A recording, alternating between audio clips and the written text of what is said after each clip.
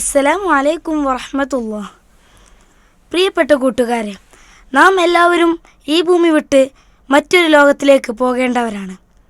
അതെ, ഈ മനുഷ്യർ എല്ലാവർക്കും, എല്ലാ സൃഷ്ടി ജലാജാലങ്ങൾക്കും അള്ളാഹു ഒരു അന്ത്യം വച്ചിട്ടുണ്ട്. അതെ, എല്ലാ മനുഷ്യർക്കും ഒരു അന്ത്യനാളുണ്ട്. അതെ, ഇസ്രാഫീൽ അലൈഹിസ്സലാം എന്ന മലക്ക് കാഹളത്തിൽ സൂർ ഊതുന്നതോടുകൂടിയാണ് അതിൻ്റെ തുടക്കം.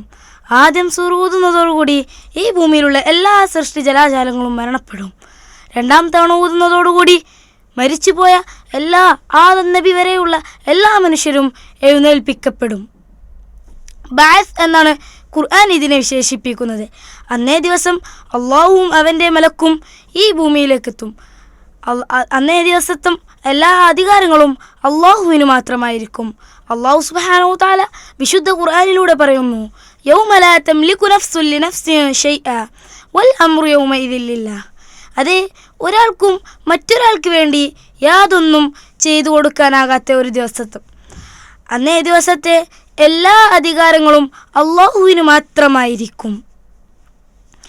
അന്നേ ദിവസം എല്ലാ മനുഷ്യരുടെ വായകൾക്കും സീൽ വെക്കും. കൈകൾ സംസാരിക്കുകയും അവരുടെ കാലുകൾ അതിന് സാക്ഷി പറയുകയും ചെയ്യും. അള്ളാഹുവിൻ്റെ റസൂൽ അന്നേ ദിവസത്തെ ഭീകരതയെക്കുറിച്ച് അള്ളാഹുവോട് പ്രാർത്ഥിക്കുമായിരുന്നു, അല്ലാഹുമ്മ ഹാസിബിനി ഹിസാബൻ യസീറ.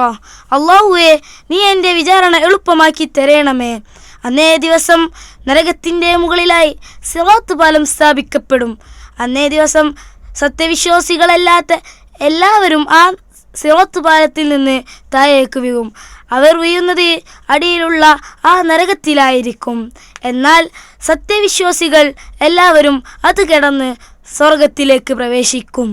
അതെ, ആ സ്വർഗത്തിൽ പ്രവേശിക്കുന്നവരുടെ കൂട്ടത്തിൽ അള്ളാഹു നമ്മെ ഉൾപ്പെടുത്തുമാറാകട്ടെ. ആമീൻ.